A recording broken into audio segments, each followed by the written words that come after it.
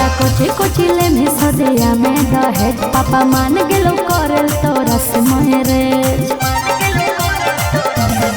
जितना दे दे दहेज कर लेबो महीने जबकि हमरा ना चाहिए कमाल डले। अच्छा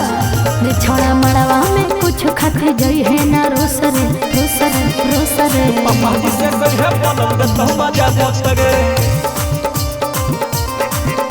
घूम चला को रुपया के जाऊं नहीं टूट गे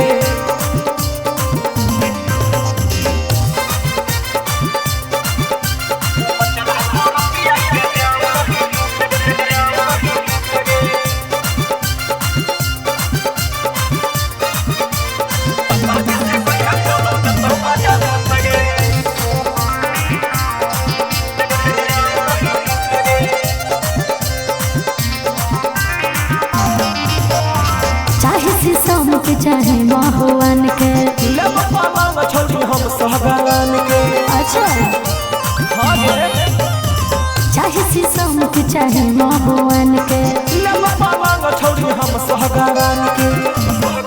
जे मांगे खाओ मांग ले फिर मन है नहीं दोखरे दोखरे दोखरे पापा जी से कहे पलंग तो मजा दोस्तरे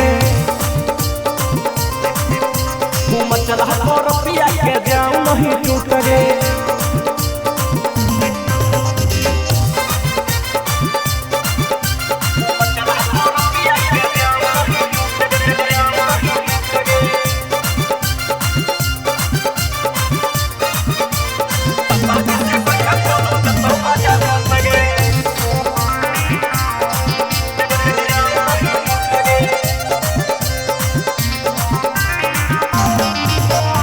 जिया पखल में का छौड़ा का बर्थडे देहिया में जोश हमर जागल हो बॉडी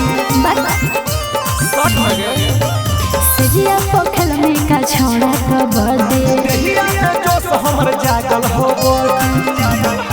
सरब सुगम तोरा कितना लागल हो भोखरे भोखरे भोखरे पापा जी से कहे पलंग तो मजा दोस्तगे घूम चला को रुपया के जाऊं नहीं टूट गे।